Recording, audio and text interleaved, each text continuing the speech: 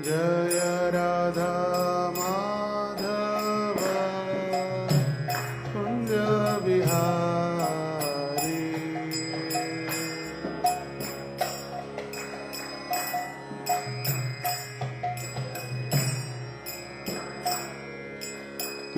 गोपी जन वल्लभ गिरिवरधारी।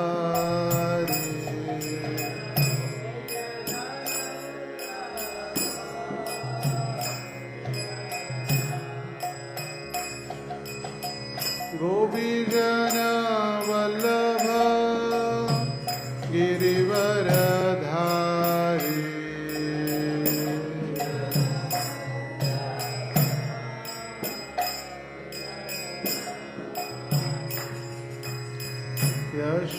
यशोदानंदन ब्रज जन रंजन।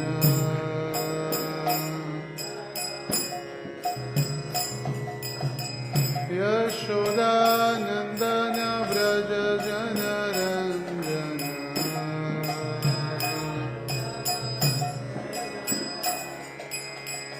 यमुना तीर वनचारी।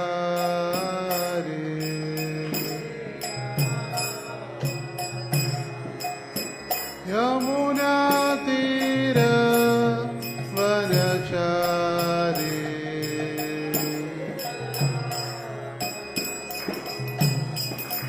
जय राधा माधव कुंज बिहारी।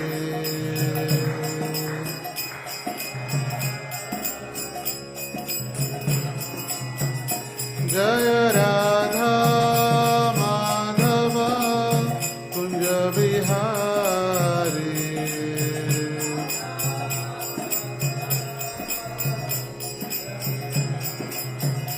जय गोपी जन वल्लभ गिरिवरधारी।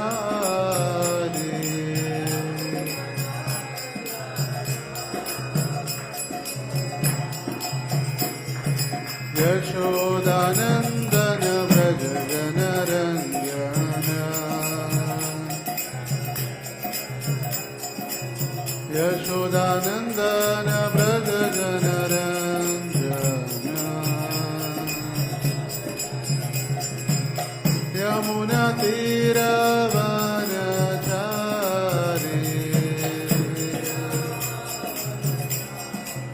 यमुना तीर वनचारी।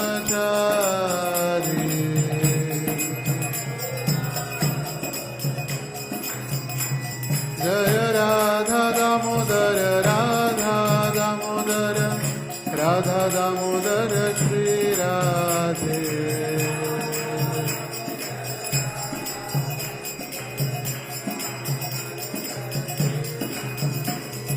गौरनिताय गौरनिताय गौरनिताय गौरनिताय।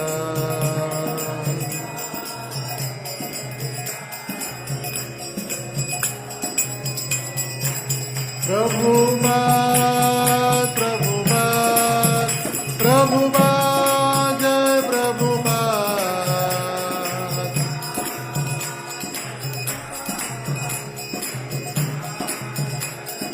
निताय गौर हरि बोल हरि बोल हरि बोल गौर हरि बोल।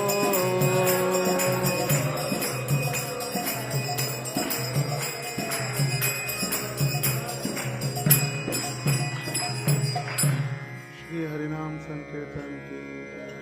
श्री श्री राधा दामोदर की जय। श्री श्री गौर निताय की जय। श्रील प्रभुपाद की जय। समवेत गौर भक्त वृंद की जय। निताय गौर प्रेमानंदे हरि हरि बोल। जय जय श्री चैतन्य जय नित्यानंद।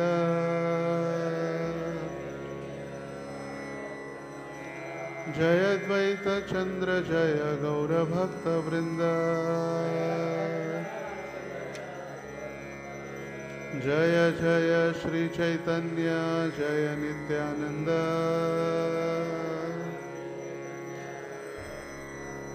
जय द्वैत चंद्र जय गौरभक्त वृंद। जय जय श्री चैतन्य जय नित्यानंद।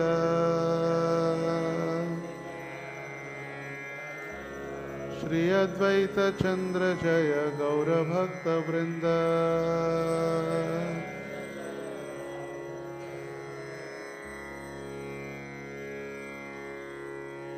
मुखं करोति वाचालं पङ्गुं गिरिं यत्कृपातमहं वन्दे श्रीगुरुं दीनतारिणं परमानन्दमाधवं श्रीचैतन्य ईश्वरम्। हरे कृष्ण। सभी भक्तों का स्वागत है आज के इस प्रातःकालीन श्री चैतन्य चरितामृत कक्षा में। आज ये चैतन्य चरितामृत का मध्य लीला अध्याय 7 चैतन्य महाप्रभु की दक्षिण भारत यात्रा, और आज हम चर्चा कर रहे हैं 7वें सत्र में। आज का ये 7वां सत्र है और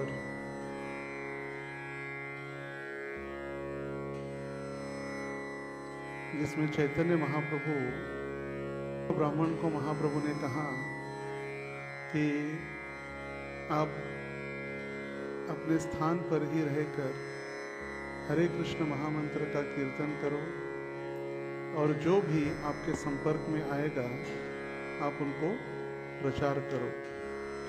और जो प्रसिद्ध श्लोक यार देखे तार कह कृष्ण उपदेश आमार आज्ञा गुरु हरिया तार यही देश, इस प्रसिद्ध श्लोक की भी हमने कल चर्चा की।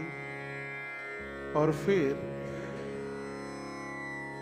चैतन्य महाप्रभु जहाँ पर भी जाते वहाँ प्रसाद ग्रहण करने के बाद संकीर्तन आंदोलन में सभी लोगों को एकत्रित करते और सभी को वही शिक्षा देते जैसा उन्होंने कूर्म ब्राह्मण को दिया था। गृहे थाको वने थाको सदा हरि बोलेगा को। आप जहाँ पर भी आप वन में हैं, घर में हैं, जहाँ पर भी आप हैं, आप क्या कीजिए, हरे कृष्ण महामंत्र का कीर्तन सदैव विनम्र भाव से करते रहिए। तो प्यार संख्या 130 तक हमने कल चर्चा की थी और उसके आगे आज हम चर्चा करने का प्रयास कर रहे हैं।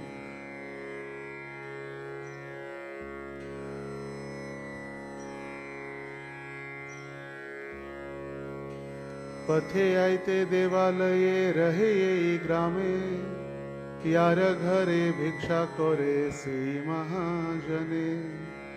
कूर्मये छे रीति तै छे कैल सर्वठाई, नीला चले पुनः अवला आइला गोसाई। अपनी यात्रा के दौरान श्री चैतन्य महाप्रभु या तो मंदिर में या सड़क के किनारे रात बिताते। जब वे किसी व्यक्ति के घर भोजन ग्रहण करते तो वे उसे वही उपदेश देते जो उन्होंने कूर्म ब्राह्मण को दिया था। दक्षिण भारत की यात्रा से जगन्नाथपुरी लौट आने तक महाप्रभु इसी प्रकार प्रचार करते रहे। जहां भी चैतन्य महाप्रभु जाते पूरा गांव का गांव भक्त बना देते। रास्ते में जो भी मिलता उन सभी को कृष्ण उपदेश या भगवान नाम का कीर्तन करने के लिए प्रेरित करते और भक्त बनाने के बाद वहां से फिर वे आगे निकल जाते।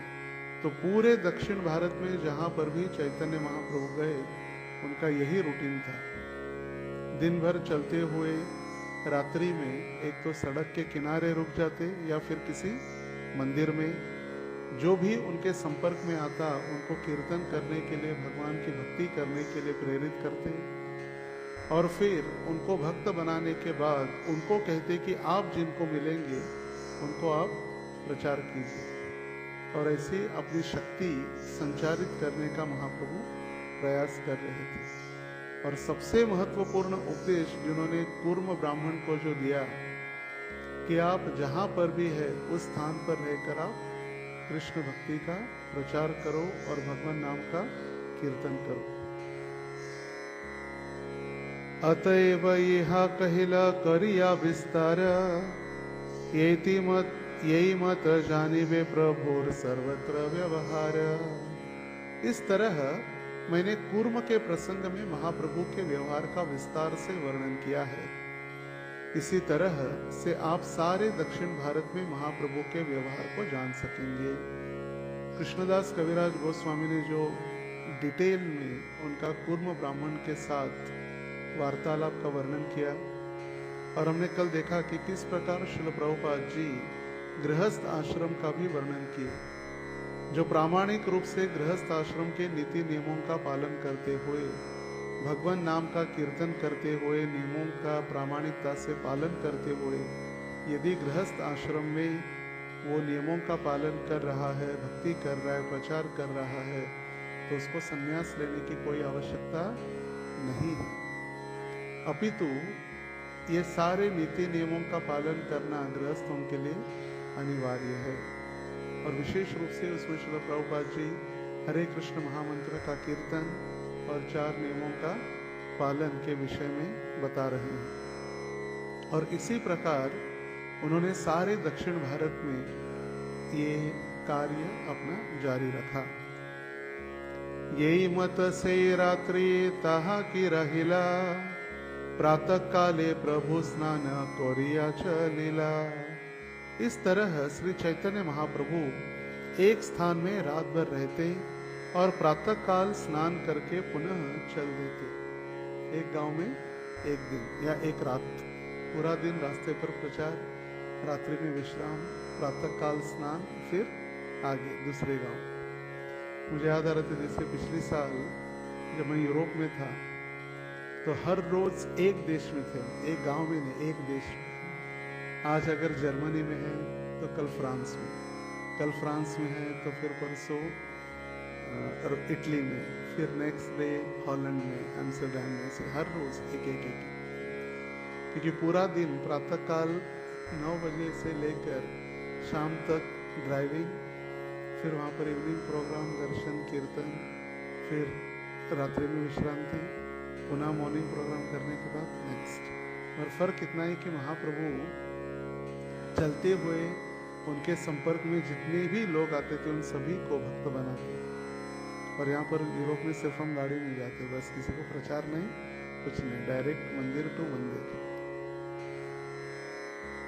प्रभुर अनुब्रजी कुर्म बहु दूर आइला, प्रभु तार यज्ञ करी घरे पाठाइला। जब महाप्रभु चले तो कूर्म ब्राह्मण बहुत दूर तक उनके पीछे पीछे आया, किंतु अंत में महाप्रभु ने उनको घर वापस भेज दिया, क्योंकि किसी की इच्छा नहीं थी कि महाप्रभु से अलग रहे। इस संसार में भी देखिए, थोड़ा बहुत किसी से आसक्ति हो जाती है तो लोग उनको छोड़ना नहीं चाहते, भले वो प्रेम नहीं है, कुछ काम के वश ही होता है। जब तक कोई अपनी इंद्रिय तृप्ति कर रहा है या इंद्रिय तृप्ति में सहायता कर रहा है, तब तक वो व्यक्ति हमारे लिए अच्छा है। अगर वो हमारे इंद्रिय तृप्ति में बाधा उत्पन्न करता है तो फिर वो हमारे लिए अच्छा नहीं हो, भले फिर कितना भी अच्छा क्यों ना हो। लोग आप कितने अच्छे हैं वो नहीं देखते, आपसे उनका कितना उपयोग हो रहा है या कितना उनका काम आपसे बन रहा है उसके लिए। जिस दिन आपसे उनका काम नहीं हो रहा है या उनका कार्य बंद हो गया तो फिर आप बुरे हैं। अगर जब तक आप उनकी इंद्रिय तृप्ति में सहायता करेंगे आप बहुत अच्छे हैं। जिस दिन आपने उनको उनके गलत कार्य के लिए टोका तो फिर आप शत्रु निश्चित हैं। या दूसरी ओर, यदि कोई व्यक्ति प्रगति कर रहा है तो प्रगति करते करते सामने वाला व्यक्ति उसके जैसा प्रगति नहीं कर पाता या वहां तक, उसके स्तर तक नहीं पहुंच पाता, फिर उनकी बुराई या निंदा चालू हो जाती है। इसीलिए वहां चैतन्य चरितामृत में कहा गया है, आत्मेंद्रिय प्रीति वांछा तार बलिकाम, कृष्णेंद्रिय प्रीति वांछा धरे प्रेम नाम। जब तक हम कृष्ण की इंद्रियों का संतुष्ट करने का प्रयास नहीं करेंगे तब तक हम कभी भी संतुष्ट नहीं होंगे। लोग हमारे अच्छाई देखकर नहीं आते, हमसे कितना काम बनता है वो देखकर। अभी हम कहते हैं तथाकथित माता पिता भी घर में प्रेम से बच्चे को बढ़ाते हैं, स्वाभाविक प्रेम होता है, मगर वही लड़का यदि 25 आयु के बाद घर में बैठकर बिना कुछ काम धंधा किए खाने पीने लगता है तो उनको भी फिर टोकने का समय आ जाता है। बोले क्या घर में बैठे, काम धंधा करो, कुछ होकर का खा लो। और फिर यदि कोई ऐसे परिस्थिति में बिना काम धंधा किए कुछ अगर विवाह भी करने की इच्छा करते तो लोग कहाँ जाते, अरे आपका ही पेट भरना मुश्किल है, फिर दूसरे का कौन करे। इसीलिए जब तक हमारी इंद्रिय तृप्ति एक व्यक्ति द्वारा पूर्ण हो रहे तभी हमारे प्रेम के संबंध होते हैं, इसलिए हम छोड़ना नहीं चाहते। देखिए जितने भी जॉब कर रहे लोग, पगार मिल रहा है इसीलिए जॉब कर रहे, फ्री थोड़ी कर रहे। मगर वही आध्यात्मिक जगत में उलट है, वहां पर यहाँ कोई सैलरी या कोई पगार नहीं, फिर भी लोग अपनी रात की नींद छोड़कर 3 बजे उठकर 3:30 बजे उठकर भगवान की भक्ति कर रहे, क्योंकि यहाँ जो प्रेम या आध्यात्मिक जगत का आनंद टोटली अलग है। एक भक्त बता रहे थे पाश्चिमात्य देश में एक भक्त को गिरफ्तार किया पुलिस ने, क्योंकि भक्त बनने के पहले वो कुछ चोर वगैरह या गलत कार्य करता था। फिर इसको कोर्ट में लेकर गए। कोर्ट में जाने के बाद जज ने पूछा ये कैसे एड्रेस वगैरह, बोले मैं मंदिर में रहता हूँ। बोले क्या क्या करते हो, बोले सुबह 3:30 बजे उठना पड़ता है, 4 बजे ठंडे पानी से स्नान करना पड़ता है, फिर 4:30 से 9:30 बजे तक मॉर्निंग प्रोग्राम, फिर दिन भर बुक डिस्ट्रीब्यूशन, फिर क्लीनिंग कुकिंग सब सेवा करना पड़ता है। तो बोले अच्छा है वही रहो, क्योंकि जेल में उससे अधिक कष्ट हम आपको नहीं दे सकते, ये तो जेल से ज्यादा आपको कष्ट है, उससे अच्छा आप जेल में नहीं मंदिर में ही रहो, क्योंकि जेल में इतना कष्ट नहीं दे सकते। 8 बजे के बाद ही उठते हैं सभी प्राय, 3-3:30 बजे उठाते नहीं जेल में किसी को, इसलिए उन्होंने कहा इतना कष्ट है तो जेल से भी भयंकर दंड है, आप वहीं रहो। मगर वहां पर लोग स्वयं इच्छा से, वॉलेंटियर मतलब स्व इच्छा, स्वयं सेवा मतलब स्वयं की इच्छा से हम भगवान की सेवा कर रहे हैं, कोई जबरदस्ती नहीं। यहाँ पर किसी को यहाँ पर पगार नहीं मिल रहा है, कभी कभी लगता है भक्तों को कि ब्रह्मचारियों को भी पगार मिल रहा है। यहाँ कृष्ण भावनामृत आंदोलन में कोई भी ब्रह्मचारी, वानप्रस्थी और संन्यास, इनको कोई भी आमदनी नहीं है, सिर्फ गृहस्थ ही अपनी कमाई करके तीनों आश्रमों की रक्षा करना गृहस्थ का कर्तव्य है। और इसीलिए महाप्रभु कहे कि तुम मेरे साथ नहीं आ सकते, तुम घर वापस चले जाओ। और कूर्म ब्राह्मण को घरे पाठाइला मतलब उनको वापस भेज दिया। वासुदेव नाम एक द्विज महाशय, सर्वांगे गलित कृष्ण ताते कीड़ामय। वासुदेव नाम का एक अन्य ब्राह्मण था जो एक महान व्यक्ति था, किंतु कोढ़ से पीड़ित था, उसका शरीर जीवित कीड़ों से भरा था। अभी महाप्रभु कूर्म ब्राह्मण को प्रचार किए, उसको कहे हमार आज्ञा गुरु हैया तार ये देश, जार देखो तारे कहो कृष्ण उपदेश। जहां पर भी तुम हो वहां पर कृष्ण का उपदेश करो, घर में रहो। अभी उसको वापस घर भेज दिया महाप्रभु दूर। अभी आगे आए तो उनको वासुदेव नामक एक ब्राह्मण का दर्शन हुआ। अभी वासुदेव, विप्र मतलब ब्राह्मण, और ये वासुदेव ब्राह्मण को कुष्ठ रोग हुआ था। कुष्ठ रोग मतलब पूरा शरीर कीड़ों से भरा हुआ था, जीवित कीड़े, मरे हुए नहीं, शरीर के ऊपर जीवित रहते कीड़े। शरीर में इतना अलग अलग प्रकार का दुख या क्या कहते हैं उसको, घाव तैयार हो जाते हैं, तो घाव के कारण वहां से पस निकलता है, खून निकलता है, गंदा खून शरीर से बहते रहता है, और कीड़े सारे शरीर को खाते रहते हैं। अब ये भी महान भक्त थे महाप्रभु के। अभी देखिए, हम वैष्णव सेवा, नामे रुचि, जीवे दया, ये चैतन्य महाप्रभु के सबसे महत्वपूर्ण 3 सिद्धांत है भक्ति के। नामे रुचि, जीवे दया, वैष्णव सेवन। जब कोई व्यक्ति प्रामाणिकता से नाम जप करता है या प्रेम से नाम लेता है, तब उसके हृदय में जीवों के प्रति दया उत्पन्न होती है, और जब दया उत्पन्न होती है तभी वो व्यक्ति वैष्णव सेवा कर सकता है। कोई भी व्यक्ति वैष्णव सेवा नहीं कर सकता। 3 दिन करेगा नाटक, 4 दिन करेगा, फिर 5वें दिन अपने आप उसका जो शाश्वत रूप है वो बाहर निकलेगा ही। 4 दिन से ज्यादा नहीं टिका सकता वैष्णव सेवा में। 4 दिन आएंगे, हाथ जोड़कर चापलूसी करेंगे, प्रेम करेंगे, दिखावा करेंगे, अति भक्ति, चोरे लक्षण, क्योंकि उनका नामे रुचि नहीं है, तो फिर जीव दया आने का प्रश्न ही नहीं। और जीव दया नहीं है, इसीलिए फिर वैष्णव सेवा का तो प्रश्न ही नहीं उठता। ये सभी एक दूसरे के ऊपर परस्पर अवलंबित है, एक दूसरे के ऊपर। इसलिए नामे रुचि, नाम में रुचि है तभी व्यक्ति जीवों के ऊपर दया कर सकता है। जब जीवों के ऊपर दया उत्पन्न होती है तभी वो फिर जीवों की सेवा मतलब वैष्णव सेवा कर सकता है। मैं सिर्फ वैष्णव सेवा करूंगा, होगा नहीं। मैं भाव भक्ति प्रकट करूंगा, 4 दिन चलेगा, फिर 5वें दिन कुछ नहीं होगा, क्योंकि उसका मूल फाउंडेशन जो है, स्रोत, inspiration behind Vaishnav seven is holy name. वो सेवा करने के लिए उसकी साधना, उसका नाम जप, शुद्ध नाम, उसको अभ्यास करना ही होगा। तो ये भी नहीं बोल सकते कि हम कि शुद्ध नाम लेंगे तभी वैष्णव सेवा करेंगे ना। नाम लेते लेते हमें भक्ति में सेवा करने का प्रयास करें, जिससे सेवा करते करते हमारी इंद्रिय संतुष्ट हो जाए और इंद्रिय संतुष्ट होते हम शुद्ध नाम ले सके। दोनों इंटर रिलेटेड है। और इसीलिए देखिए, यहाँ पर हम जब वैष्णव सेवा या जीव दया बात करते हैं, तो जीवों के प्रति तो दूर, हम अपने मनुष्यों के प्रति, हमारे कुटुंबीय सदस्यों के प्रति हम प्रेम नहीं कर पाते। और अभी देखेंगे वासुदेव दत्त, जिनको चैतन्य महाप्रभु सिर्फ मिले नहीं, उनको गाढ़ आलिंगन किए। हम किसी को देखते थोड़ा बहुत लगता है, या कुष्ठ रोगी तो बहुत दूर की बात है, अगर किसी का थोड़ा भी शरीर के ऊपर कुछ दाग है तो तुरंत हम आंखें बंद कर लेते, वहां से निकल गए। शरीर के ऊपर पूरे कीड़े और ये घाव सब हम देख भी नहीं सकते। घर में जिन माता पिताओं ने जन्म देकर हमें बड़ा किया, 50 वर्ष हमारी सेवा की, और जब वो बूढ़े हो जाते तब हम उनकी सेवा नहीं करना चाहते।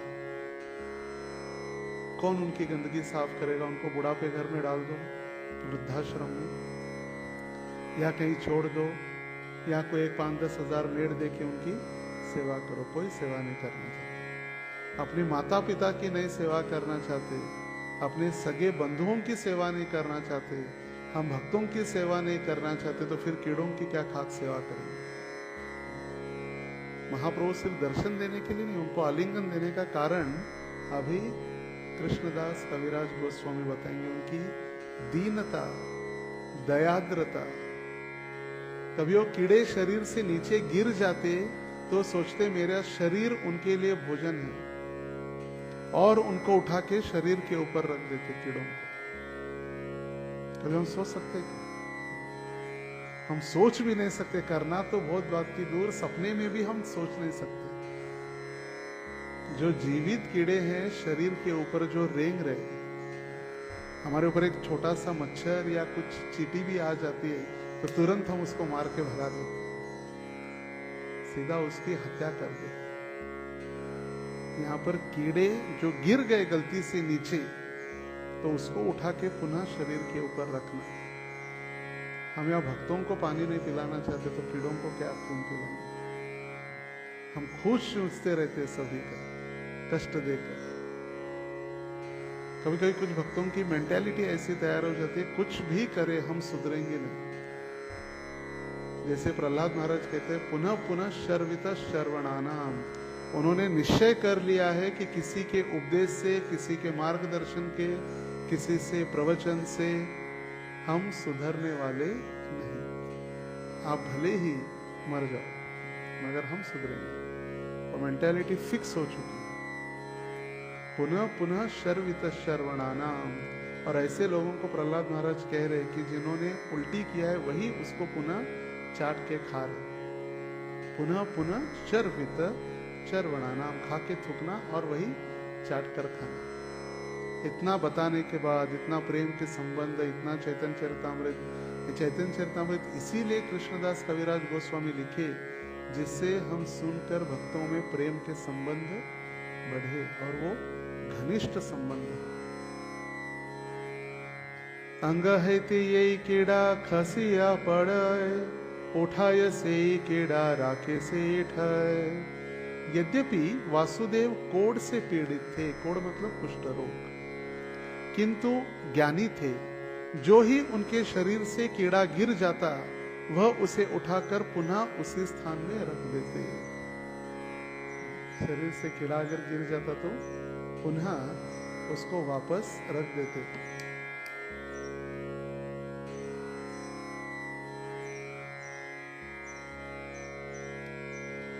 रात्रि ते सुनीलाते हो गोसाईर आगमन, देखी बारे आइला प्रभाते कुर्मेर भवन। एक रात वासुदेव ने महाप्रभु के आगमन की बात सुनी और प्रातः होते ही वह कूर्म के घर महाप्रभु के दर्शन के लिए आए। कुष्ठ रोगी भी कहाँ है? कूर्म के ब्राह्मण के घर।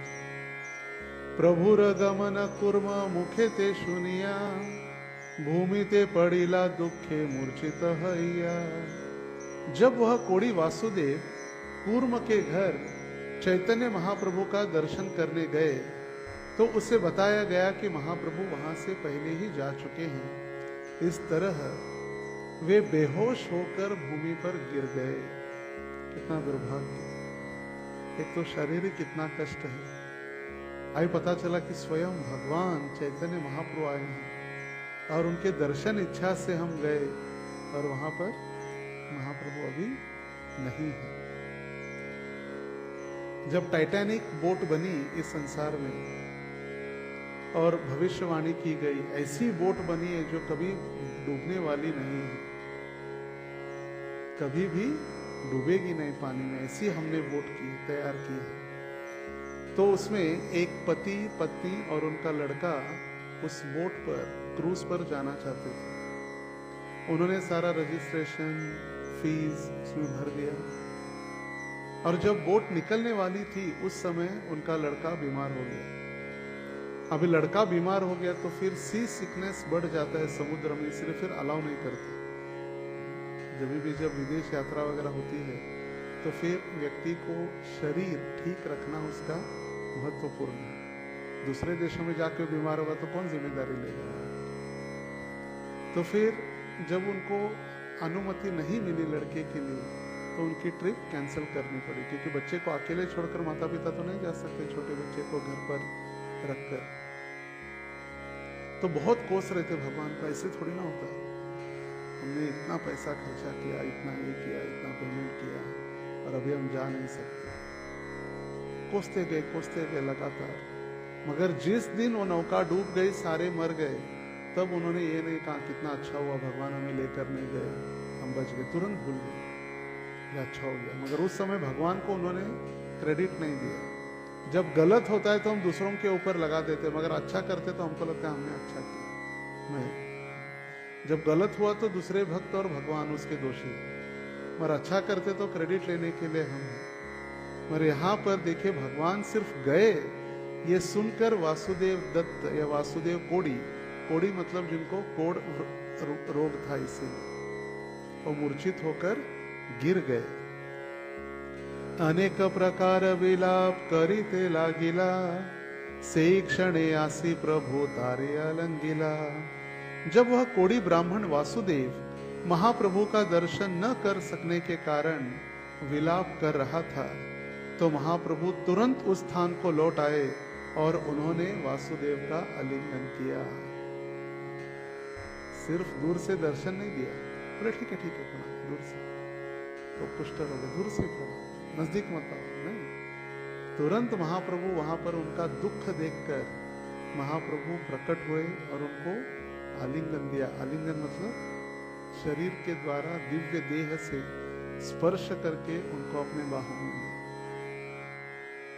ये जो संसार की आसक्ति, प्रेम, ये सुंदरता के कारण है। अगर ऐसा कुष्ठ रोगी अगर किसी सिनेमा में लिया गया मेन एज ए एक्टर के रूप में, वो मूवी चलेगी नहीं, पहले दिन ही फ्लॉप हो जाएगी। वो सुंदर है, सुंदरता है, वहां पर दोनों सुंदर है, इसीलिए फिर वो प्यार की बातें और लव यू की बातें चलती रहती है।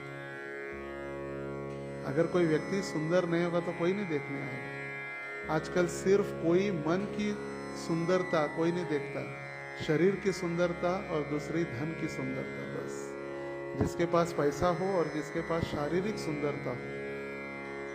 मगर सबसे महत्वपूर्ण सुंदरता हृदय में होनी चाहिए। शरीर की सुंदरता तो क्या, एक चमड़ा निकाल दिया जाए तो अपने आप कोई देखेगा भी नहीं। शरीर का एक चमड़ा अगर निकाल के रख दिया जाए और कहीं आपकी ही पत्नी हो तो कोई देखेगा भी नहीं उसको। तो यहाँ पर महाप्रभु ने तुरंत उनकी प्रार्थना सुनकर प्रकट हुए। वो दुख विरह देखकर कि महाप्रभु नहीं है, ये दुख वो सहन नहीं कर पा रहा था, मूर्छित होकर दुखी हो रहा था, इसलिए महाप्रभु उनको आलिंगन दिए। श्री श्री राधा दामोदर की जय। प्रभुर कृपा देखी तार विस्मय हैल मना। उनका आलिंगन किया, क्षमा कीजिए। प्रभु स्पर्शे दुख संगे कुष्ठ दूरे गेला, आनंद सहिते अंग सुंदर हैला। जैसे ही महाप्रभु का स्पर्श हुआ उनका कुष्ठ रोग पूरी तरह से नष्ट हो गया और उनको अत्यंत सुंदर शरीर प्राप्त हुआ। तो इसका मतलब नहीं कि हम भी आकर भगवान से प्रार्थना करें, भगवान मुझे भी सुंदर बना दो, मुझे भी आपके जैसा सुंदर बना दो, मेरा भी नंबर लगा दो, मुझे भी लकी बना दो।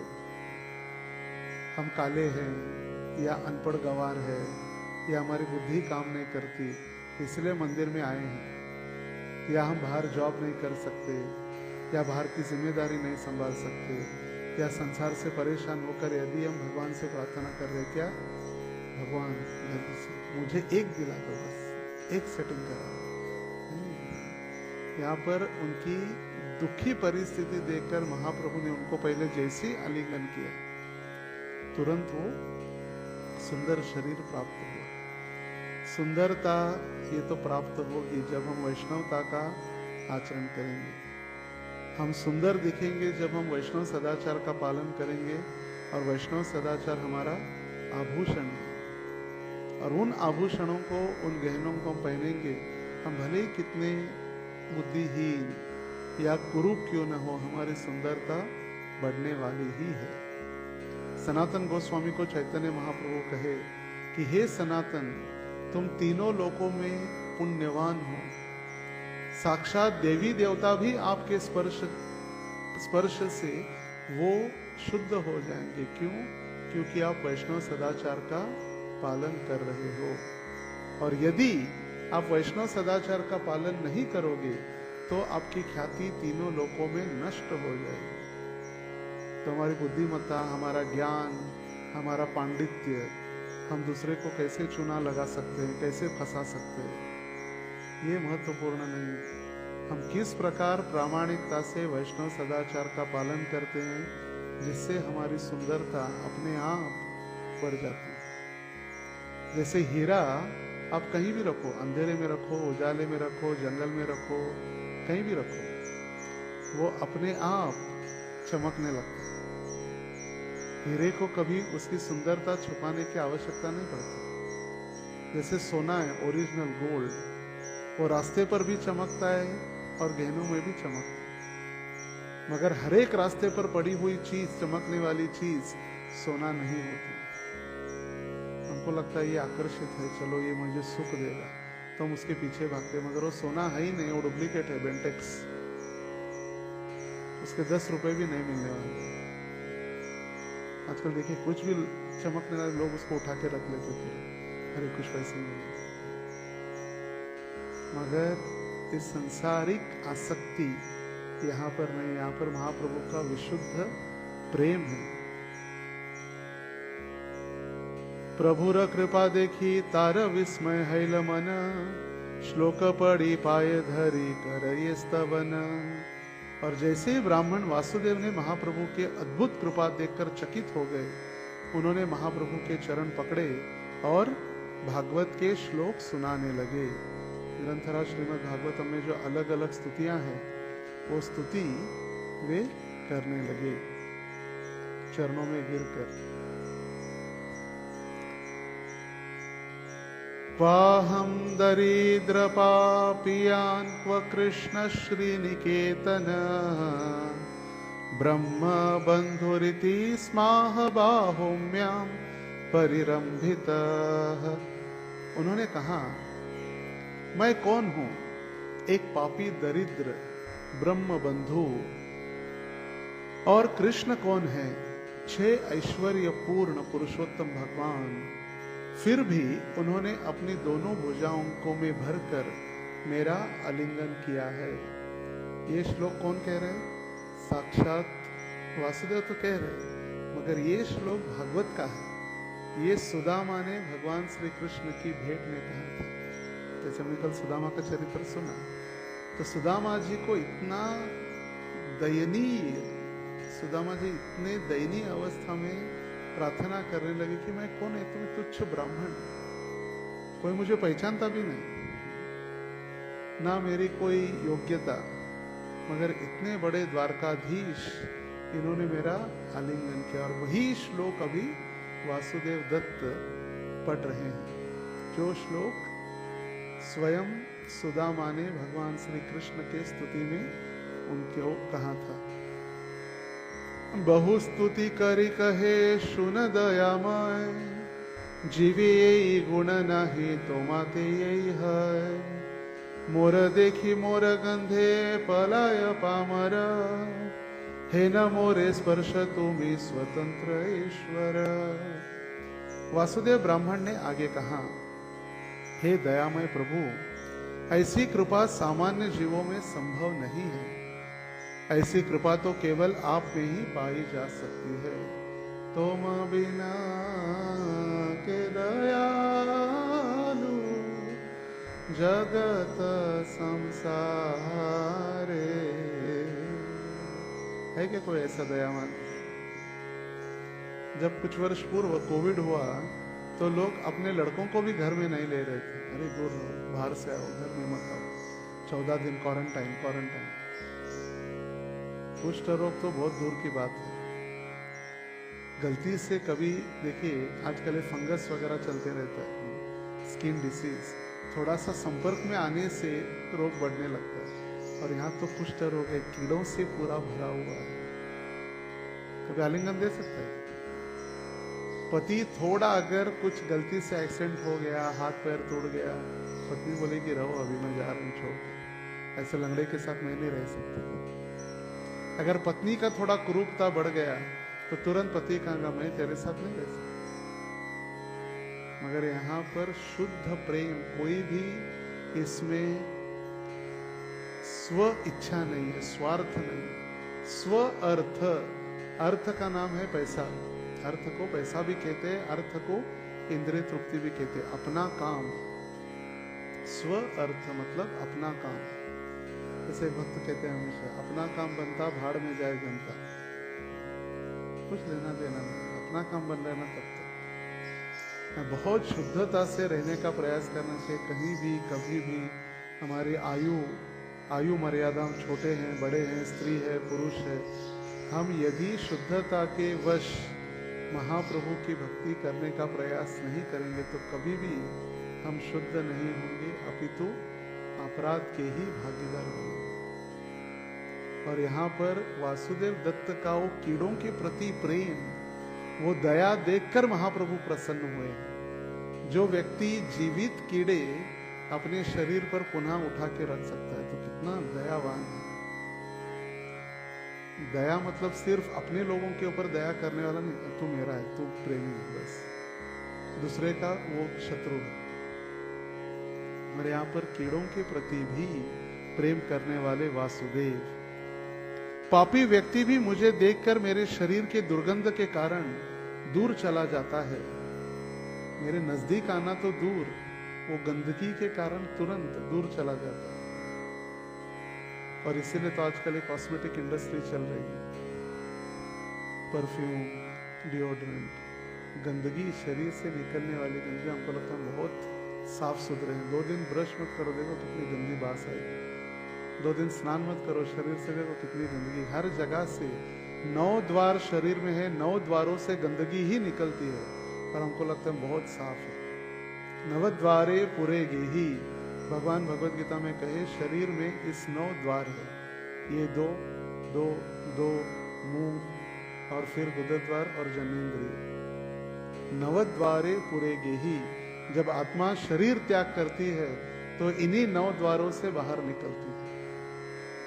कहा गया है यदि आत्मा ऊपरी हिस्से से निकलती है तो ऊपरी लोकों में जाती है, और नीचे की इंद्रियों से जब निकलती है तो फिर उसका अधपतन निश्चित है नारकीय लोकों में।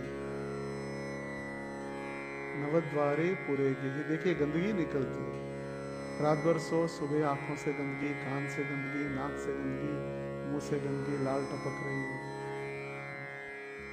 आगे से गंदगी, पीछे से गंदगी। हमको लगता है बहुत हम शुद्ध है, बहुत सुंदरता है। कोई सुंदरता नहीं है। गंदगी के कारण, दुर्गंध के कारण कोई हमारे पास आना नहीं चाहता। इसलिए आकर्षण करने के लिए तो लोग परफ्यूम मार के घूमते रहते, नहीं तो लोग नहाते भी नहीं 8-8 दिन। कौन नहाएगा, पानी वेस्ट करेगा, नहाना अच्छा नहीं लगता लोगों को। कलयुग का एक आकर्षण है न नहाना, बस परफ्यूम मारो निकलो। कपड़े भी, एक हॉस्टल में होते ना कपड़े, 7 दिन के 7 कपड़े, निकालो पहनो, निकालो पहनो, निकालो पहनो, एक ही दिन फिर लॉन्ड्री में दे। वासुदेव कह रहे कोई दुर्गंध के कारण कोई मेरे नजदीक नहीं आना चाहता था, आपने तो आके मुझे साक्षात आलिंगन दिया है। पूर्ण पुरुषोत्तम भगवान का व्यवहार ऐसा स्वतंत्र होता है, कोई उनको नीति नियम नहीं लगा सकते। वो अभिज्ञ स्वराट है, षड ऐश्वर्य पूर्ण, ज्ञान, वैराग्य, संपत्ति, सुंदरता, सब कुछ उनके पास है, फिर भी वे किसी के प्रति बड़ा भूला या गलत ये कभी नहीं सोचते।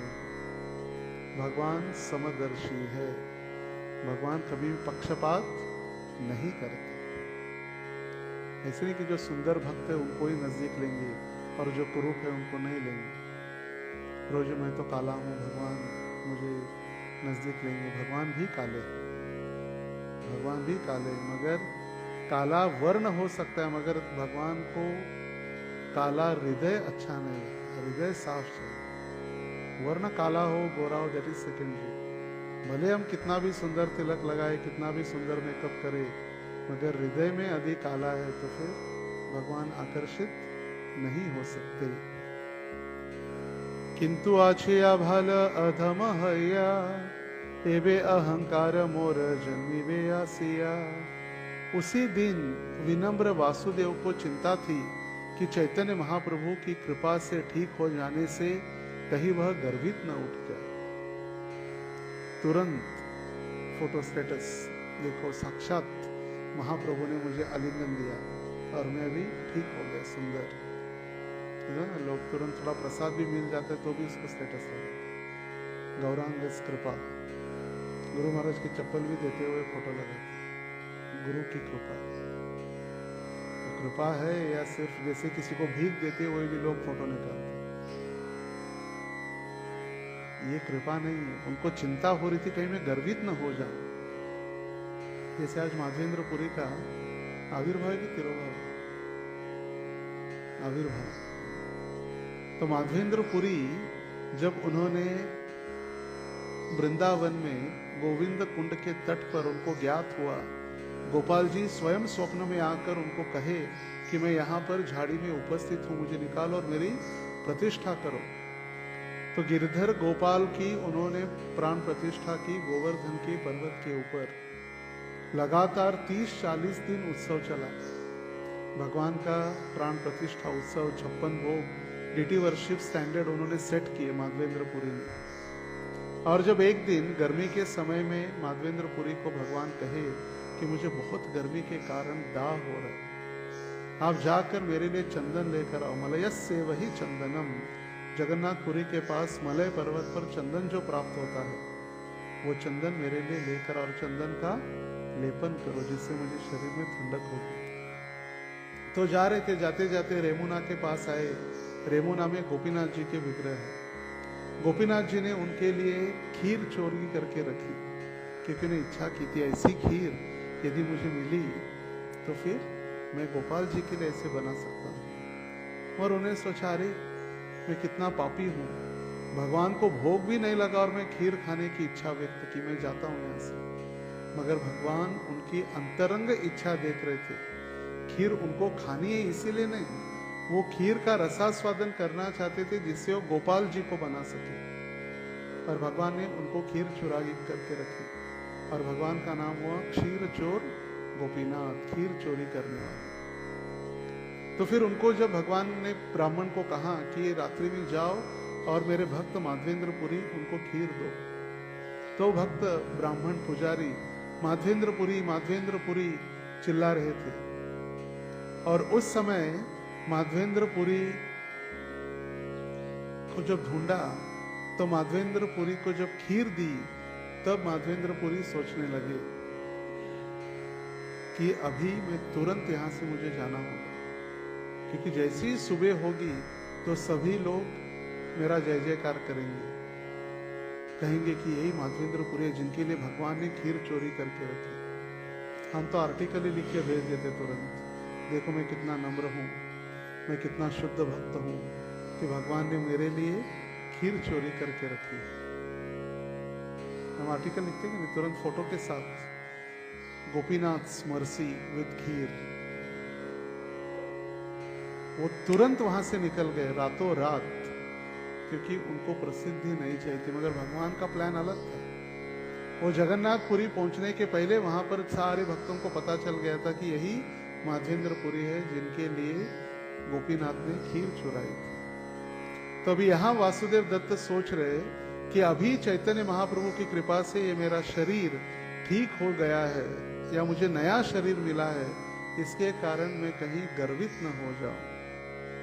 गर्व, हम दुख आसानी से पचा सकते हैं मगर सुख नहीं पचा सकते, क्योंकि सुख के कारण हम गर्वित हो जाते हैं। जैसे मैं कहता हूं, पद का प्रतिष्ठा, रंग की प्रतिष्ठा, गिरवे वस्त्र की प्रतिष्ठा, पद की प्रतिष्ठा, नाम की प्रतिष्ठा, सुंदर गायन की प्रतिष्ठा, सुंदर सेवा की प्रतिष्ठा, सुंदर विग्रहों का श्रृंगार मैं कर रहा हूं उसकी प्रतिष्ठा, अहंकार।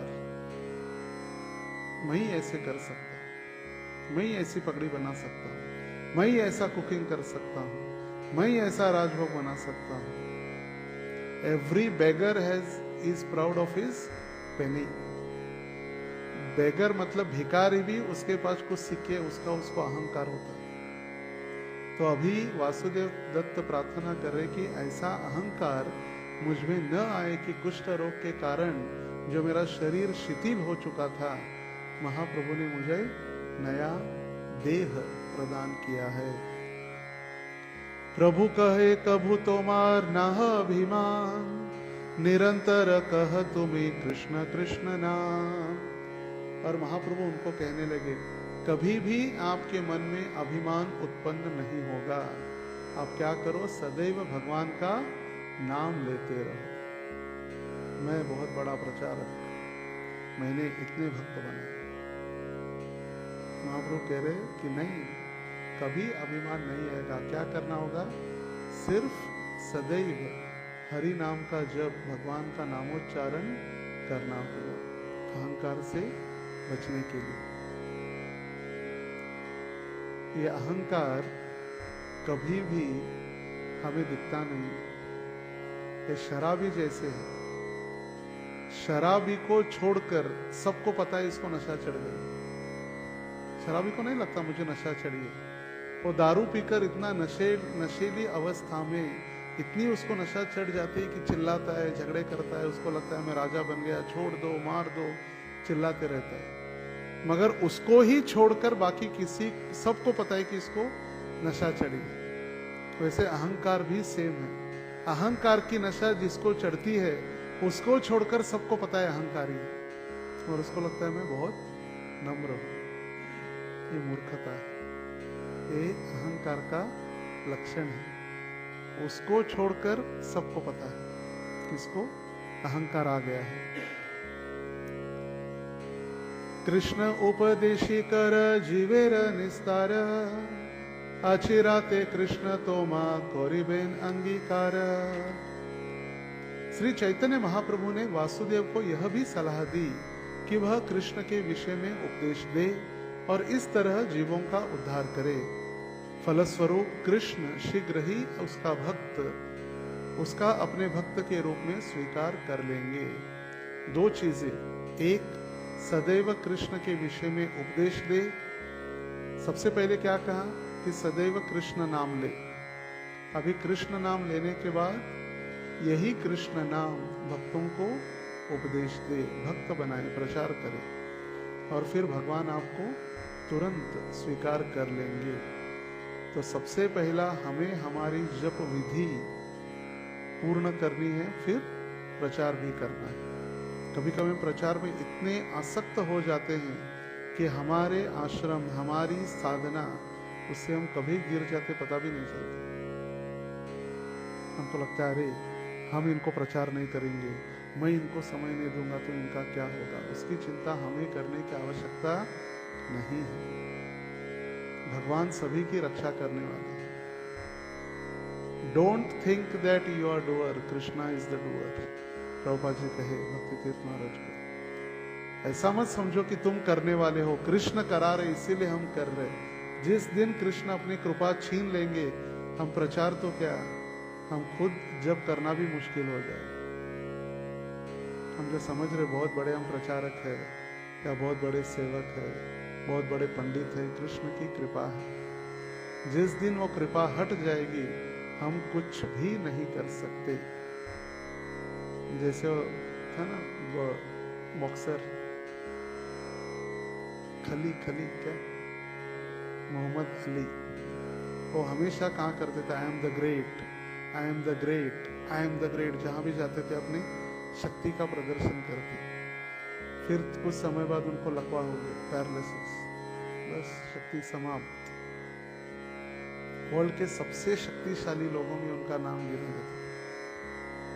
मगर कुछ जब अलेक्जेंडर द ग्रेट, सिकंदर, जो पूरे विश्व में उसने अपना साम्राज्य फैला के रखा था, जब जो भारत में था उस समय एक चोर रात्रि के समय में देखा कि सबसे बड़ा शिविर या टेंट अलेक्जेंडर का है। तो अलेक्जेंडर के टेंट में गया और चोरी करने लगा, रंगे हाथ पकड़ा गया।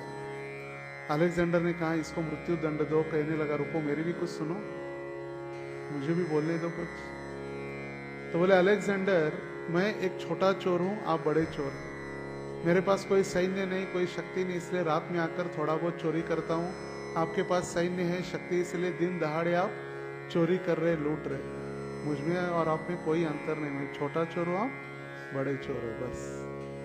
और ये जब सुना सिकंदर थोड़ा आश्चर्यचकित रह गया। और सिकंदर ने कहा जब मैं मर जाऊंगा तो दोनों हाथ मेरे ऐसे बाहर रख दीजिए। जब अंत यात्रा जाएगी, जनाजा निकलेगा, तो जनाजे से दोनों हाथ बाहर रखे ऐसे, तो लोग समझ जाए कि जो सिकंदर जिसने पूरा विश्व जीत लिया, मरने के बाद खाली हाथ गया। खाली हाथ आए थे, खाली हाथ ही जाएंगे, कुछ नहीं। बहुत महत्वपूर्ण संदेश ये चैतन्य चरितामृत हमें दे रहा है। कृष्णदास कविराज गोस्वामी हमें बहुत अच्छी तरह से समझा रहे कि इस अहंकार से हमें बचना है। यद्यपि वासुदेव विप्र कोढ़ी था और उसने अत्यधिक कष्ट सहन किया था, फिर भी चैतन्य महाप्रभु ने उन्हें ठीक करने के बाद कृष्ण चेतना के प्रचार के लिए उपदेश दिया।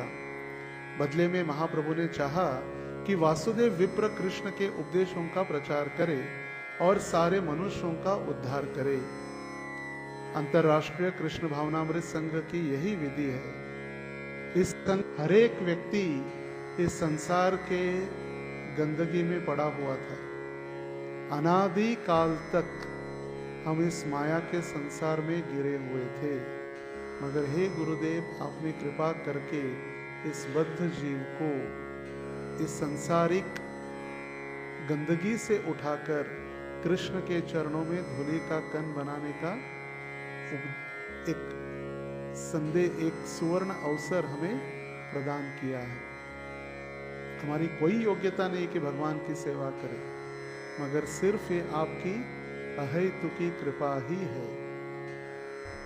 आपकी अहेतुकी कृपा के कारण मैं अभी कृष्ण की सेवा करने का प्रयास कर रहा हूं और आप मुझे आशीर्वाद दें। कोई योग्यता नहीं हमारी सेवा करने की, इसलिए हर एक ब्राह्मण को विग्रहों की सेवा करने के पहले ये भूत शुद्धि करना अनिवार्य होता है, जिससे वो याद रखे कि मेरी कोई योग्यता नहीं कि मैं गर्भगृह में जाऊं। ये गुरु की अहेतुकी कृपा है कि वे हमें भगवान की सेवा में लगा रहे हैं। श्री गुरु प्रेमानंद परमानंद फलप्रद व्रजानंद प्रदानंद सेवायाम माम नियोजय। हे गुरुदेव, आप मुझे परमानंद प्रदान करने हेतु मुझे भगवत सेवा में नियुक्त कीजिए। और इसीलिए इस संघ के हर एक सदस्य को अपनी घृणित अवस्था से उभारा गया है, किंतु अब वे कृष्ण भावनामृत संप्रदाय के प्रचार में लगे हुए हैं। उन्हें न केवल भौतिकतावाद रूपी रोग से छुटकारा मिला है, अपितु वे अत्यंत सुखी जीवन बिता रहे हैं। वो प्रचार करने के कारण दूसरों का भी कष्ट नष्ट हो रहा है और वो भी सुखी हो रहे हैं। प्रत्येक व्यक्ति उन्हें कृष्ण के महान भक्तों के रूप में स्वीकार करता है और उनके गुण उनके चेहरों से प्रकट हो जाते हैं। Clear? The face is the index of mind. चेहरे से पता चल जाता है कि व्यक्ति में कितनी प्रसन्नता है। प्रभुपाद जी के तात्पर्य देखिए, कोई उसमें साइंटिफिक रिसर्च करने की कोई आवश्यकता नहीं। प्रभुपाद जी स्पष्ट रूप से कह रहे, जिसमें भक्ति है वो दिखाई देगी ही। जो हमेशा टेंशन में रोते हुए एकदम जबरदस्ती ऐसे लग रहा है, अरे बाप रे इसके ऊपर बहुत बड़ा संकट आ गया, तो ऐसे चेहरे में भक्ति जो है वो भक्ति नहीं हो, तो सिर्फ चल रहा है, चलती का नाम गाड़ी। एवं प्रसन्न मनसो भगवत भक्ति योगतः जनयति आशु वैराग्यम ज्ञानम च तद हेतुकम।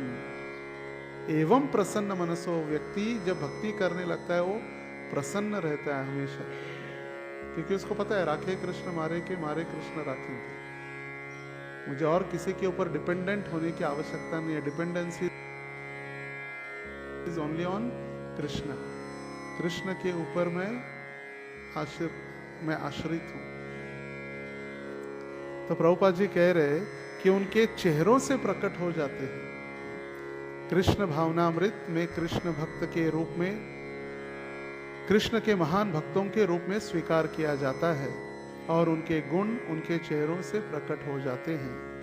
यदि कोई चाहता है कि कृष्ण द्वारा भक्त के रूप में उसे मान्यता मिले, तो श्री चैतन्य महाप्रभु का उपदेश मानते हुए प्रचार कार्य में लग जाना चाहिए। तब उसे निस्संदेह ही साक्षात कृष्ण स्वरूप श्री कृष्ण चैतन्य महाप्रभु के चरण कमल प्राप्त हो सकते हैं।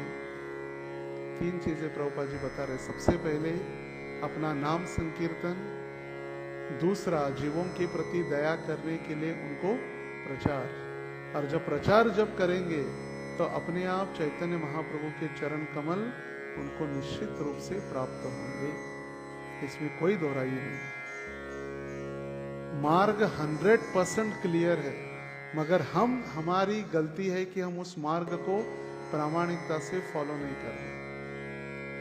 दवाई कोई गलत नहीं है, दवाई 100% दी है डॉक्टर ने, मगर हम दवाई ठीक से नहीं ले रहे, इसीलिए हमारा रोग ठीक नहीं हो पाता है। डॉक्टर कहता है खाने के पहले ये गोली लो, खाने के बाद ये लो, तला हुआ मत खाओ, खट्टा मत खाओ, दही मत खाओ, दूध मत पियो। हम सुनते नहीं, हमको लगता है हम ठीक हो गए, हम खाते हैं। आइसक्रीम खा रहे, दही खा रहे, खट्टा खा रहे, फिर हम पूछते अरे कैसा डॉक्टर है, दवाई ठीक नहीं दिया। मैं ठीक ही नहीं रहा हूँ 15 दिन से, मेरी बीमारी कम ही नहीं हो रही है। फिर एक डॉक्टर, दूसरा डॉक्टर, तीसरा डॉक्टर, 100 डॉक्टर भी होंगे तभी भी हमारी बीमारी कभी खत्म नहीं होगी। फिर सिविल में जाओ, सिविल से फिर अश्विनी में जाओ, अश्विनी से फिर यशोधरा में जाओ, एमडी PhD तक जाओ, कहीं भी जाओ, मगर हम ठीक नहीं होने वाले। क्योंकि हम जो बताए गए हैं पथ्य, और पथ्य मतलब पथ से आता है, पथ मतलब मार्ग, और पथ्य मतलब मार्ग में आने वाली कठिनाई या जो दिखावा है उससे हम यदि बचे तो फिर बचे, नहीं तो फिर हम पथभ्रष्ट हो जाते हैं। प्रामाणिकता से पथ पर न चलने के कारण हम पथभ्रष्ट हो जाते हैं। सीधे बैठे, वो बूढ़े लोग बैठते हैं ऐसे, और भगवान के सामने दोनों पर फैला के ऐसे बैठना अपराध है। अभी अभी रविवार को बताया था। तो कहने का तात्पर्य यही है कि व्यक्ति जो चैतन्य महाप्रभु ने दिए हुए मार्ग पर चल रहा है प्रामाणिकता से, अपनी नाम जप की साधना या संकीर्तन कर रहा है, संकीर्तन करते हुए जब प्रचार कर रहा है, तो ऐसे प्रचारक को चैतन्य महाप्रभु के चरण कमल निश्चित प्राप्त होंगे। और ये प्रभुपाद जी की वाणी है, और ये वाणी सत्य होकर ही रहेगी और हो रही है। हमें उसमें स्वीकार करे या न करे। जैसे नर्क है, नर्क में जाना है, लोग कहते हैं कौन देखा है नर्क, जस्ट एंजॉय, खाओ पियो मजा करो। यावम जीवेत सुखम जीवेत ऋणम कृत्वा घृतम पिबेत भस्मी देहस्य कुतः पुनरागमनो भवेत। खाओ पियो एंजॉय करो, आनंद से रहो। एक बार ये शरीर जलने के बाद कौन देखा है पुनर्जन्म।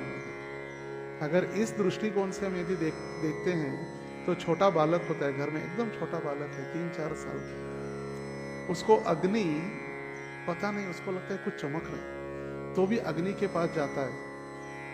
अग्नि के पास जाकर वहां पर कुछ तेल या दूध या चाय गर्म हो रही है, उसको हाथ लगाता है और वो बर्तन गिर जाता है, पूरी उसकी चमड़ी जल जाती है बच्चे की। तब अग्नि ये नहीं कहती कि छोटा बच्चा है, अज्ञानतावश ही आ गया था, इसको पता नहीं है, नहीं, उसको भी दंड है।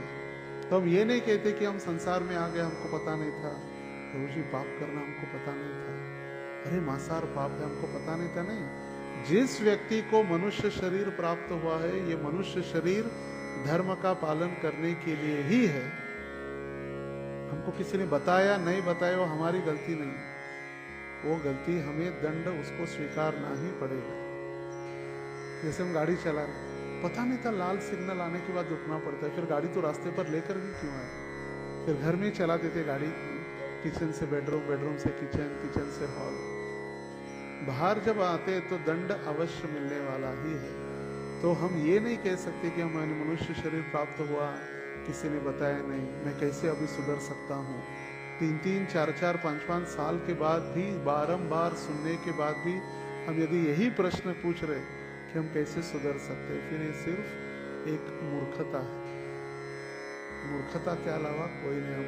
हम एड़े बनकर पेड़ा खाने का प्रयास करें, मगर हमारी बुद्धि का दुरुपयोग होना ही निश्चित है।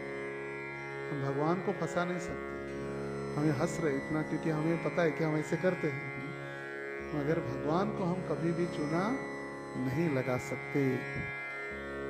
और इसीलिए जो व्यक्ति प्रामाणिकता से संकीर्तन प्रचार, उसको चैतन्य महाप्रभु के चरण निश्चित प्राप्त होने वाले हैं, भले हम उसको स्वीकार करें या न करें। मगर जो प्रामाणिक है उसको चैतन्य महाप्रभु के चरणों का आश्रय निश्चित रूप से प्राप्त होगा। ऐते कहिया प्रभु कैल अंतर्धाने, दोई विप्र गला गली कांदे प्रभुर गणे। जब चैतन्य महाप्रभु वासुदेव दत्त को आलिंगन दिए, उसका अभी कुष्ठ रोग नष्ट हो गया। उसको उपदेश दिया कि आप रहो, कीर्तन करो, प्रचार करो, और महाप्रभु अभी वहां से अंतर्भूत हो गए, मतलब वहां से चले गए, अदृश्य हो गए। और जब अदृश्य हो गए महाप्रभु, तो दोनों वासुदेव दत्त और कूर्म ब्राह्मण, दोनों ब्राह्मण एक दूसरे को आलिंगन करते हुए क्रंदन करने लगे, दुखी होकर रोने लगे कि महाप्रभु का भी विरह वो सहन नहीं कर पा रहे थे। वासुदेवोद्धार ये करिल आख्यान, वासुदेवामृत प्रद हैल प्रभुर नाम। इस प्रकार श्री चैतन्य महाप्रभु ने जिस वासुदेव कोड़ी का उद्धार किया, जिस तरह उनका नाम वासुदेवामृत प्रद पड़ा, उसका वर्णन मैंने किया है। अभी चैतन्य महाप्रभु ने वासुदेव दत्त को कुष्ठ रोग से मुक्त करके उसको नया देह अमृत, कृष्ण भक्ति का अमृत प्रदान किया। इसलिए महाप्रभु का नाम क्या हुआ? वासुदेवामृत प्रद। प्रद मतलब देने वाला, वासुदेव को अमृत प्रदान करने वाला। यशोदा मतलब यश प्रदान करने वाली। कीर्तिदा मतलब कीर्ति प्रदान करने वाली। नारद नारायण को देने वाले। तो उसी प्रकार वासुदेव प्रद, प्रद मतलब प्रदान करना, वासुदेव को अमृत प्रदान करने वाले चैतन्य महाप्रभु। कितना सुंदर नाम है, वासुदेवा अमृत प्रद, वासुदेव को अमृत प्रदान करने वाले। यही तक अहिल प्रभोर प्रथम गमन, कूर्म दर्शन वासुदेव विमोचन। इस तरह मैं श्री चैतन्य महाप्रभु की प्रारंभिक यात्रा का वर्णन समाप्त करता हूँ, जिसमें उन्होंने कूर्म मंदिर का दर्शन किया और कोड़ी ब्राह्मण का, वासुदेव का उद्धार किया। अभी दक्षिण भारत यात्रा की शुरुआत ही है और फर्स्ट स्टेप में महाप्रभु ने 2 कार्य महत्वपूर्ण किए। कौन से? एक कूर्म ब्राह्मण को उपदेश किया और दूसरा वासुदेव दत्त का उद्धार। कोड़ी मतलब कुष्ठ रोगी वासुदेव दत्त का उद्धार किया। और ये कहकर अभी नेक्स्ट अध्याय में जब महाप्रभु आगे चलते हुए गोदावरी के तट पर आएंगे तो रामानंद राय और चैतन्य महाप्रभु का वार्तालाप। सारम भट्टाचार्य ने कहा था, महाप्रभु आप दक्षिण भारत यात्रा जा रहे हैं, मगर मेरी एक विनती है, आप वहां पर जाएंगे तो रामानंद राय को जरूर मिलिए। क्यों? क्योंकि वो भक्त है। मैं भक्त बनने के पहले, सार्वभौम कह रहे, मैं भक्त नहीं था, मैं जब मायावादी तार्किक था तब मैं उनको समझ में नहीं पाया, मगर जब मैं भक्त बन गया तब उनका दिव्य सानिध्य प्राप्त हुआ और मैं समझ गया कि वो महान भक्त है। उसी प्रकार आप भी ये मत सोचिए कि वो एक बहुत बड़ा ऑफिसर है, अधिकारी है या माया में लीन है, वो तो उसका बाहरी वर्णन है, मगर जब आप उसके साथ वार्तालाप करेंगे तो निश्चित आप समझ पाएंगे कि वो भी महान भक्त है और आपकी कृपा से उनका उद्धार निश्चित होगा। आगे कृष्णदास कह रहे, श्रद्धा करी ये लीला ये करे श्रवण, अचिराते मिलये तारे चैतन्य चरण।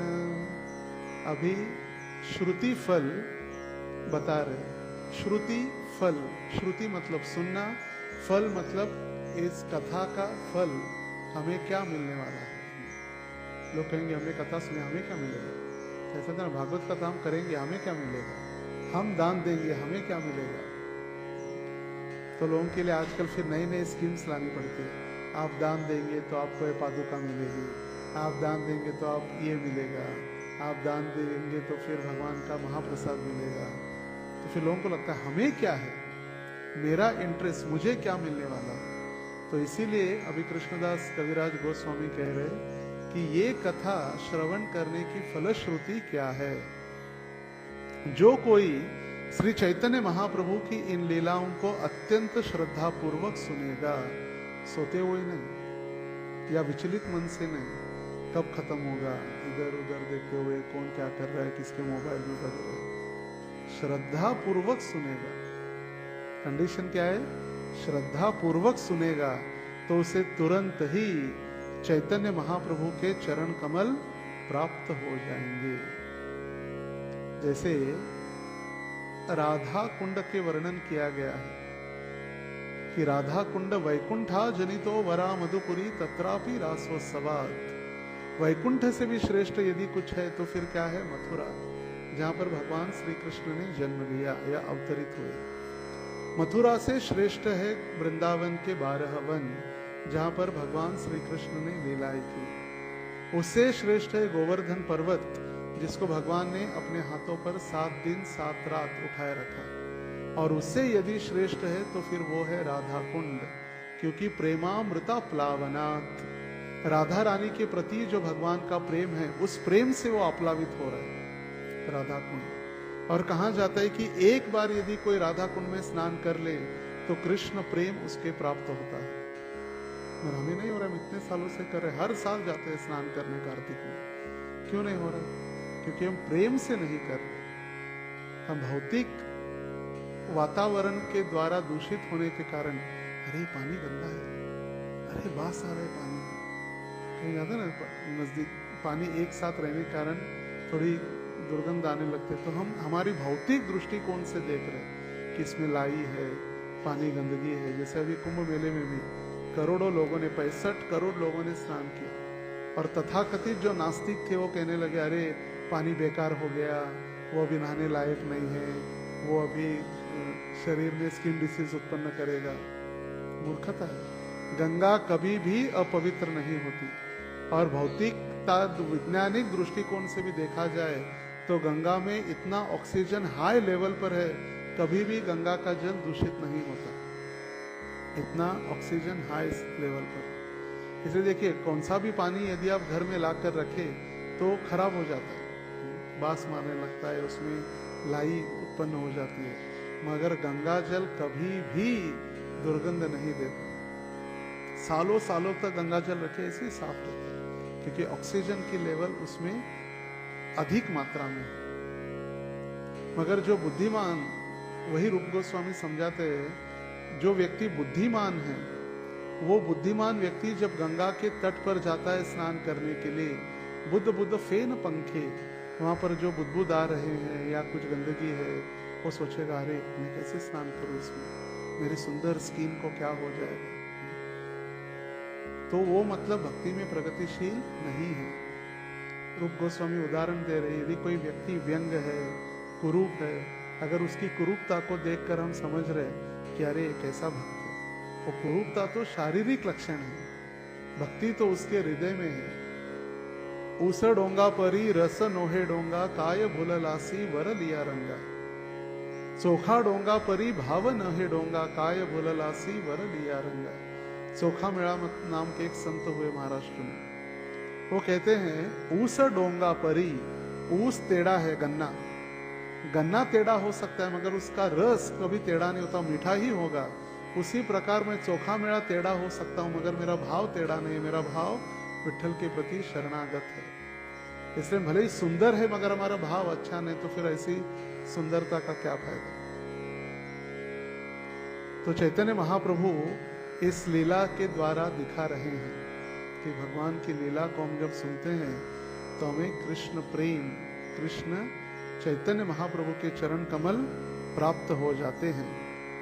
तात्पर्य में श्रील प्रभुपाद जी लिख रहे, जब मनुष्य की चेतना चैतन्य महाप्रभु की कृपा से कृष्ण भावना सहित जागृत हो जाती है तो उसका आध्यात्मिक जीवन जागृत होता है, वह भगवान की सेवा में अनुरक्त होता है। केवल तभी वह आचार्य बन सकता है। दूसरे शब्दों में, सबको श्री चैतन्य महाप्रभु के चरण चिन्हों का अनुसरण करते हुए प्रचार कार्य में लगना चाहिए। अभी देखिए, यहाँ पर श्रील प्रभुपाद जी या चैतन्य महाप्रभु ये नहीं कह रहे कि सिर्फ सन्यासी ब्रह्मचारी को ही प्रचार करना है। ये दोनों कौन थे? वासुदेव दत्त और कूर्म ब्राह्मण, दोनों भी गृहस्थ थे। गृहस्थों को महाप्रभु ने कहा है प्रचार करने के लिए। हमको लगता है अरे प्रचार, ये तो ब्रह्मचारी, गृहस्थ सन्यासी, हम तो गृहस्थ आराम से जिएंगे। प्रचार विचार हमारे लिए नहीं, हमारे लिए दूसरी जिंदगी। मगर प्रभुपाद जी स्पष्ट कह रहे, चैतन्य महाप्रभु के चरण चिन्हों का अनुसरण करते हुए सभी को प्रचार कार्य में लगना चाहिए।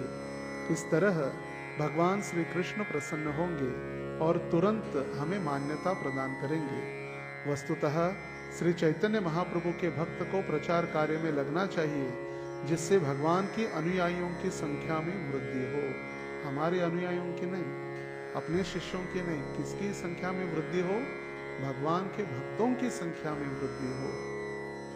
मैं तो कभी कभी होता है हम प्रचार करेंगे, मैं प्रचारक हूँ, मैं तुम्हारा गुरु हूँ, मुझे बिना बताए मंदिर नहीं जाना है, मुझे बिना बताए डोनेशन नहीं देना है, मुझे बिना बताए कुछ सेवा नहीं करना है। ऐसे भी होते हैं प्रचारक। हमें हमारे भक्त अनुयायी नहीं बनाने हैं, हमें भगवान के अनुयायी बनाने हैं। इस प्रकार वास्तविक वैदिक ज्ञान का प्रचार सारे विश्व में करने की सारी मानवता को लाभ पहुंचने वाला है जब वे सारे भक्त बनेंगे। और इसीलिए भक्त पूरे विश्व भर में भ्रमण करते, किसी लिए एक कृष्ण भावनामृत आंदोलन का प्रचार करने हेतु। चैतन्य लीलार आदि अंत नाही जानी, से लिखी यही महान तेरा मुखे सुनी। मैं स्वीकार करता हूं कि चैतन्य महाप्रभु की लीलाओं का आदि और अंत नहीं जानता, फिर भी मैंने कुछ लिखा है, उसे महापुरुषों के मुख से सुनकर लिखा है। कृष्णदास कविराज गोस्वामी पहले ही लिखते हैं कि मैं एक पतित वृद्ध ब्राह्मण हूं, मुझ में कोई योग्यता नहीं है चैतन्य महाप्रभु की लीलाओं का स्तवन करना या लिखना, अपितु वैष्णवों की आज्ञा से मैं कार्य कर रहा हूं, वैष्णव आज्ञा से। और कृष्णदास कविराज गोस्वामी जो लिख रहे कि मैंने कुछ सीखा है महापुरुषों के मुख से। जो मौसीर बाड़ी है, भक्ति सिद्धांत सरोज ठाकुर का घर या उनकी समाधि, वहां से जब हम राइट टर्न लेके एक छोटा सा रास्ता जाता है, मुरारी गुप्त का श्री पाठ है वहां पर। मुरारी गुप्त ये हनुमान जी है, चैतन्य महाप्रभु राम है, मुरारी गुप्त हनुमान जी है। और मुरारी गुप्त हर रोज डायरी लिखा करते थे। मुरारी गुप्त का कड़चा, कड़चा मतलब डायरी, और वो डायरी का उपयोग करते हुए चैतन्य महाप्रभु की इन लीलाओं का उन्होंने लिखा है। इसलिए वो कह रहे कि मैंने महापुरुषों से सुना है। वो कड़चे का भी उन्होंने उपयोग किया था, मगर कंडीशन रखी थी कृष्णदास कविराज गोस्वामी ने कि मेरा नाम मैं कहीं नहीं आने दूंगा। कितने ग्रंथ लिखने के बाद, इथे अपराध मोर ना लयो भक्त गण, तोमा सबार चरण मोर एकांत शरण। हे भक्तों, सभी के लिए संबोधित कर रहे कौन? कृष्णदास कविराज गोस्वामी। हे भक्तों, कृपया इस विषय में मेरे अपराधों पर विचार मत करना। यदि मेरे से कुछ गलती हो गई है तो मेरे ऊपर विचार मत करना। मैं आपके चरण कमलों पर एकमात्र शरण ग्रहण करना चाहता हूं। कृष्णदास कविराज गोस्वामी चैतन्य महाप्रभु के निजी पार्षद, चैतन्य चरितामृत के लेखक, वे कह रहे कि मैं आपके चरणों की शरण ग्रहण करता हूं। श्री रूप रघुनाथ पदे यार आश, चैतन्य चरितामृत कहे कृष्ण दास।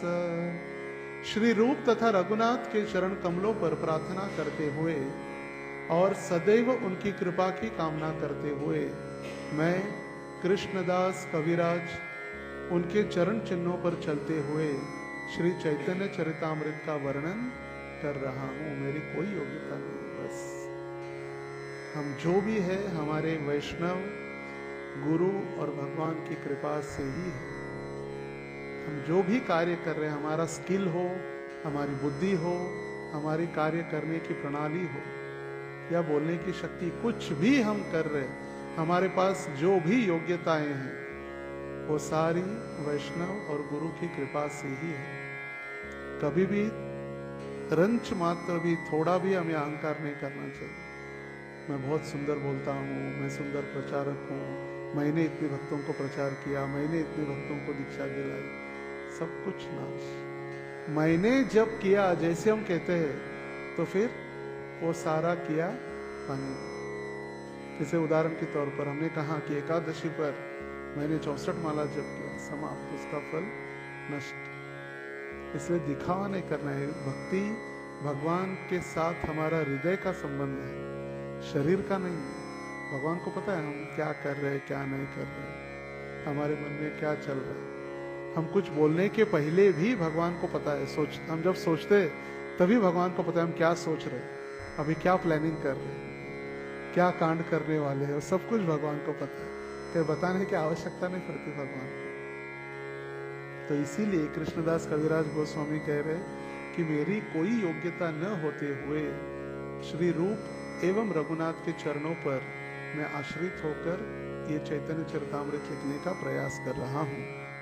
इस प्रकार श्री चैतन्य चरितामृत मध्य लीला के 7वें अध्याय का भक्ति वेदांत तात्पर्य पूर्ण हुआ और 7 दिवसीय चैतन्य चरितामृत के अंतर्गत चैतन्य महाप्रभु की दक्षिण भारत यात्रा भी आज समाप्त हुई, जिसमें महाप्रभु की दक्षिण भारत यात्रा तथा वासुदेव ब्राह्मण के मोक्ष का वर्णन हुआ है। श्री चैतन्य चरितामृत की जय, श्रील प्रभुपाद की जय, श्री चैतन्य महाप्रभु की जय, गौर पूर्णिमा महामहोत्सव की जय, निताई गौर प्रेमानंदे हरि हरि बोल।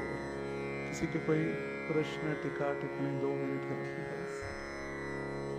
आज तक हमने जो 7 सत्र किए, हमने सुना था, सबने सुना था दक्षिण भारत यात्रा महाप्रभु की, यहाँ गए वहाँ गए। देखिए कितने सिद्धांत के साथ। सबसे पहला सिद्धांत, महाप्रभु अपने भक्तों को धन्यवाद दे रहे कि आपके कारण मैं जगन्नाथपुरी आया। संन्यास लिया महाप्रभु ने 14 मार्च 1510। 1512 में चैतन्य महाप्रभु 1512 तक 2 वर्ष दक्षिण भारत यात्रा किए। जनवरी में संन्यास, फरवरी में चैतन्य महाप्रभु जगन्नाथपुरी आए। मार्च में चैतन्य महाप्रभु ने वासुदेव सारों भट्टाचार्य का उद्धार किया और अप्रैल महीने में चैतन्य महाप्रभु दक्षिण भारत के लिए निकले। सबसे पहले उन्होंने भक्तों को धन्यवाद दिया कि आपके कारण, आपके कृपावश मैं जगन्नाथपुरी में जगन्नाथ जी का दर्शन कर पा रहा हूँ। दूसरा सिद्धांत, आपके अनुमति के बिना मैं दक्षिण भारत यात्रा नहीं जा सकता। अनुमति, इंफॉर्मेशन, परमिशन लेकर स्वयं भगवान होते हुए, और जैसे ही भक्त कहते, सारों भट्टाचार्य कहने अभी ने और थोड़े दिन बाद जाओ, सुने महाप्रभु और 5 दिन रुके। जब चले तो सिर्फ अकेले जाना चाहते थे। क्यों? क्योंकि वो भक्तों के द्वारा उनको जो इंद्रिय तृप्ति या जो फैसिलिटीज प्राप्त होती थी, उनको उनकी आवश्यकता नहीं थी। महाप्रभु वैराग्य के द्वारा तपस्या करने की इच्छा व्यक्त किए थे। जब भी महाप्रभु रास्ते पर चलते तो सैकड़ों सैकड़ों भक्तों को कृष्ण उपदेश देकर भक्त बनाते। रात्रि के समय में महाप्रभु या तो रास्ते के साइड में रुक जाते या मंदिर में रुकते। दूसरे दिन स्नान करके तुरंत दूसरे गांव। आसक्ति नहीं। और इसलिए कहा जाता है बहता पानी और रमता जोगी हमेशा साफ रहते। बहता पानी, रमता जोगी मतलब चलने वाला, सदैव आसक्ति नहीं। तो जहाँ ये मेरा कमरा, ये मेरा कपाट, ये मेरा, ये मेरा, ये मेरा, ये चलते रहते। रमता जोगी मतलब हर रोज उसको अलग दूसरी जगह जाना है। हाँ, आसक्ति करे, ये मेरा कमरा कहेगा भी, मगर सुबह खाली करके जाना है आगे। हर रोज एवरीडे पदयात्रा। इसलिए जिसको महाप्रभु के आंदोलन में तपस्या करनी, उसको पदयात्रा निश्चित ज्वाइन करनी। पदयात्रा जिसके ऊपर हम भगवान पर आश्रित हो जाते हैं, क्योंकि कल कहाँ जाना है पता नहीं। कल आश्रम भी मिलेगा, स्कूल भी रहेगा, कोई 56 भोग भी देगा खाने के लिए, कुछ नहीं तो फिर खिचड़ी पका के खाना पड़ेगा। कोई डायरेक्ट भगवान के ऊपर आश्रित, सरेंडर, शरणागति। इस पदयात्रा के मार्ग से चैतन्य महाप्रभु चल रहे थे। फिर गृहस्थ मिले कूर्म ब्राह्मण। उनको महाप्रभु ने कहा कि मरकट वैराग्य धारण करके मेरे साथ आने की आवश्यकता नहीं है। जहां पर हो वहीं रहो, घर में रहकर भगवान का नाम लो और भगवान नाम का प्रचार करो। महाप्रभु ने ये नहीं कहा कि जाओ ठीक है वृंदावन जाके भक्ति करो या मायापुर में जाके यात्रा करो, नहीं। जहां हो वहीं रहकर भगवान नाम का जप करो और प्रचार करो। और अंततोगत्वा वासुदेव दत्त को भी भगवान ने उसका दिव्य देह प्रदान किया और उनको भी वही कहा, आप जहां पर है वहीं रहो, कृष्ण भक्ति का प्रचार करो और हरि नाम का कीर्तन करो। तो हमें भी समझना चाहिए, जो भी मंदिर के भक्त है या मंदिर के आश्रम में रहने वाले हैं, हम भ्रमण तो कर सकते हैं प्रचार के लिए, मगर प्रभु दत्त देश, गुरु ने हमें जो स्थान दिए हैं वहां पर रह के हमें प्रचार करना है। चैतन्य महाप्रभु स्वयं आके हमें नहीं कहेंगे कि तुम यहाँ रहो। चैतन्य महाप्रभु के प्रामाणिक प्रतिनिधि गुरु श्रील प्रभुपाद वे हमें आदेश दे कि यहाँ पर इस स्थान पर रहकर स्वर्ण नगरे, सोलापुर शहर का नाम है स्वर्ण,